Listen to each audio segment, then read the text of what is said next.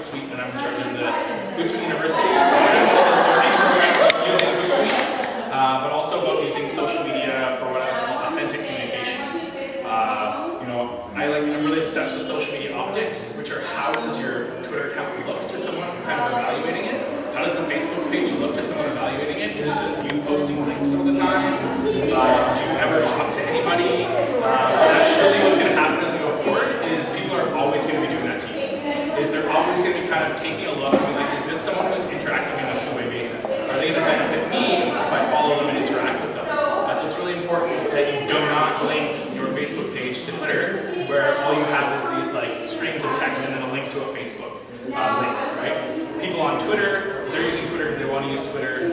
If they follow you on Facebook, they'll watch your stuff on Facebook. So one of the good things about HootSuite is you can actually craft your message for each space. And it's kind of something I'm obsessed with, that each space should be respected for the ecosystem it is. You shouldn't be using Twitter language on Facebook or Twitter language on LinkedIn. It kind of alienates people who don't know about what RT means or hashtag or at. So, what did I do right there?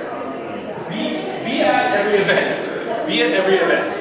So this is, you can follow hashtags on HootSuite and create columns out of them. This is for Northern Voice, which is on the weekend. If you weren't at Northern Voice, you could have followed the hashtag and really gotten so much out of the conference for no money. So one of the things I do every Saturday morning is I'll get on Twitter and I'll be looking for those hashtags that are really prominent, and I'll follow them for Saturday morning. And it's some $2,000 conference that's happening in New York, but I'm there, just as if I was right there. I find that to be really, really valuable. And it doesn't matter if you're not somewhere. Hopefully there are a few people tonight who are following some of the tweets and posts that people are putting out tonight about this event.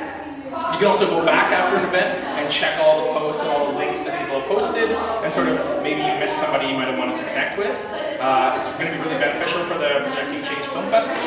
If you're engaged on Twitter, then you're going to be able to make connections and follow those connections into the real world when you're at the festival. So now is kind of a good time to start looking at that hashtag and looking at who's mentioning PCFF Vancouver, because all of the people that are engaged with PCFF Vancouver are people who will benefit you guys as filmmakers or as change makers or as producers of content. Won't get fooled again. I don't know if you've noticed, I'm kind of going with a theme of song titles or lyrics from a song. So won't get fooled again. In HootSuite, you can actually preview links. So when you see someone post a link like this, you can actually click this little plus, and you can see if it's garbage or spam or if it leads to some crappy site, and you don't have to waste your time clicking through to things. So just highlighting a few features of your tool. Feed your blog. So you can actually use RSS feeds from your blog or from your website, and you can feed them into HootSuite and then feed them out onto Twitter, onto Facebook, onto LinkedIn, or onto your Facebook page. It's going to shorten the link to that blog post so that you can actually track every single click that someone's making. And that's one of the big features of HootSuite, is you can shorten all your links and track clicks. It might sound a little bit obsessive, but if you're not tracking clicks, you have no idea how effective what you're doing is. And in fact, nobody... Go ahead. I have a question for Marisa. So the other day we noticed that when she went to just have a tweet generate, her tracker wasn't coming out. With the automatic little A tracker, and I don't know how it got turned off or how to turn it back on. So she's not getting the link. I'll talk to you about that after, because the initials are totally unrelated to the link. Yeah. So I saw that conversation. I kind of got involved a little bit there. But yeah. Twitter with me? Not with you, with the other person you're talking to about the initials. It was you? Oh no, that was actually Mark and Wilmot. Yeah. I was talking, somebody asked a question about what the caret, the little the hat and the initials is. That's a way that companies or organizations use to tag who posted something. So you can use responsibility, like track responsibility. You can have some accountability in your posts. So that's generally what that means. That's what that little hat means, and the initials is that's who posted that tweet or that Facebook post. But we'll talk about that a little later on. It's a little niche. No worries. I love it. So you can make your blog in here with a free account. All the stuff I'm going to show you today is going to be free unless I tell you. Our pro version is $6 a month. It's the amount of iced mocha, and it includes the ability to have 2 people on your team, to include some more deep analytics with Facebook and Google Analytics and stuff. If you want to try it out, it's free for 30 days. I'm not here to sell it. The free product is used by 95% of our users. So Anybody heard of freemium before? Freemium? Right on. So freemium is basically the way the web's going to work going forward is for most products, 90% of users are going to use the free version, and less than 10% of users are going to pay. Like Flickr, for example. It's a very similar system. So you get it upfront free, and then if you want the added cool stuff, you're going to pay more money. And that's the freemium system. And that's what HootSuite uses. We also have an enterprise thing for big companies, and they pay like $1,500 a month, if you can imagine. And they're all really happy. I'm kind of frugal, so that's why it's amazing. So feed your blog in there, and feed your blog out to your networks, and be tracking how many people are actually clicking those links.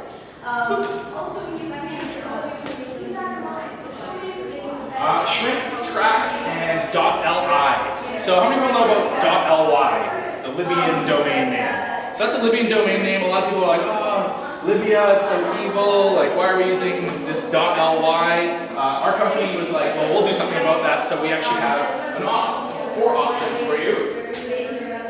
These are them here. So you can actually shorten your link with 4 different shorteners.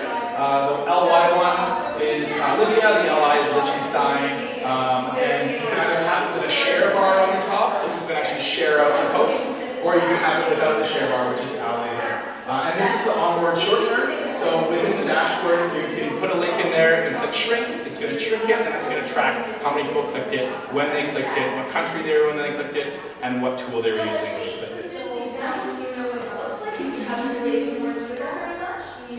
So is there anybody out there, this is kind of what I talked about before, people clicking anything that I put out there. This to me is why I got involved with social media, was I was using HootSuite about 2 years ago, was it more than 2 years ago? 2 years ago in a classroom at BCIT, and I started shortening links and people were clicking them, and I was like, wow, I can actually measure and see how effective everything is. That's really the key here, is that not enough of us are measuring. You'll see a lot of people, they put out long links. And there's some myth out there that, oh, people don't click short links because they're afraid that they lead somewhere bad. That's a total myth. People, when it's a long link, you don't know if anyone clicked it, right? You have no idea. So that's the real idea behind shortening your links. You can see here, this is the country breakdown of that, of my aggregate posts, and then these are where people were, HootSuite, Twitter, direct link.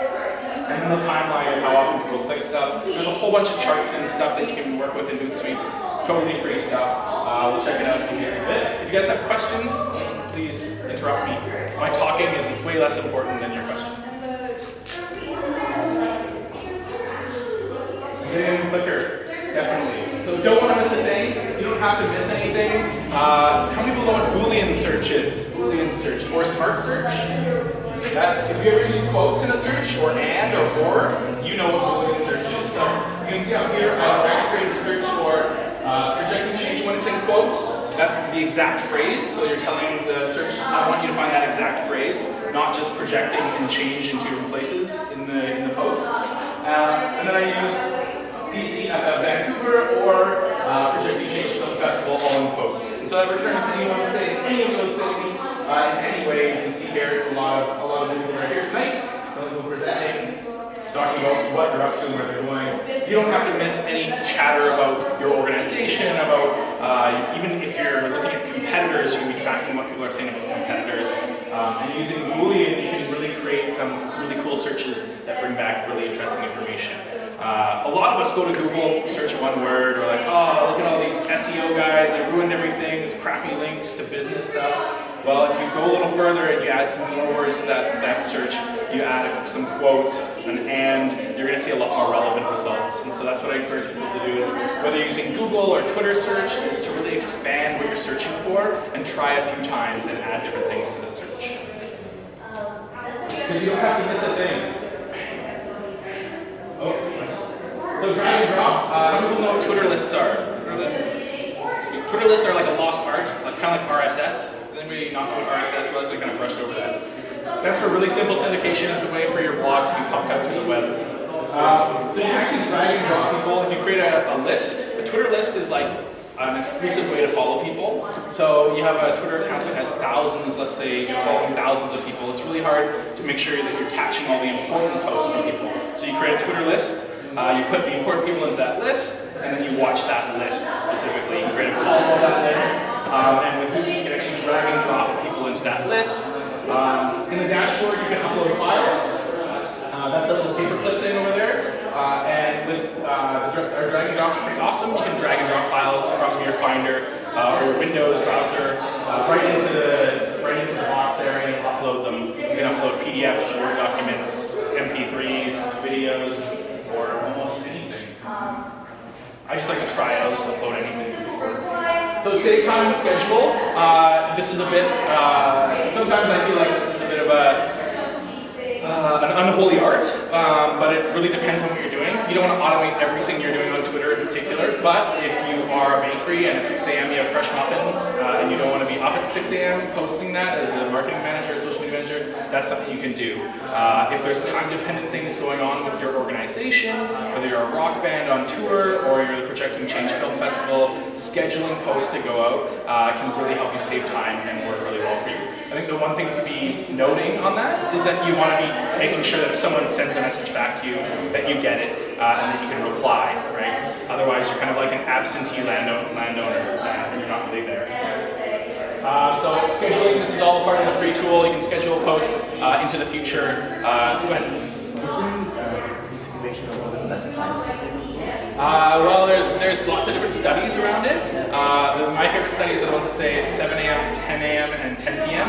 And the reason that they say that is because there are not a lot of people actually on there, or that's when the most clicks are, but that's when the most people are on there. So what I tend to say is like your blog post or press release is a lot more important. It's Tuesday morning, 5 a.m. our time or 4 a.m. our time, so that you're getting that Eastern crowd, and then scheduling your post to go out a little later in the day. Another thing I'll note on timing is staggering is really key.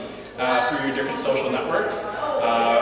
Your most avid fans are following you in every place. They're following you on LinkedIn, they're following you on Facebook, they're following you on Twitter, and if you post it to all of those networks at once, which you can do with HootSuite, you might miss a lot of people. Whereas, I'm going to post it at 8 a.m. on Twitter, and then I'm going to post it on Facebook at 3 p.m., and then I'm going to post it on LinkedIn the next day at 9 a.m. By staggering those posts, you give those super fans 3 opportunities to see and click that link or post. But time of day, so time of day, check out Crowd Booster. Crowd Booster is a tool that will tell you time of day measurements. I'm a bit skeptical of time of day as well as I am about sentiment. We'll talk about that in the advanced thing.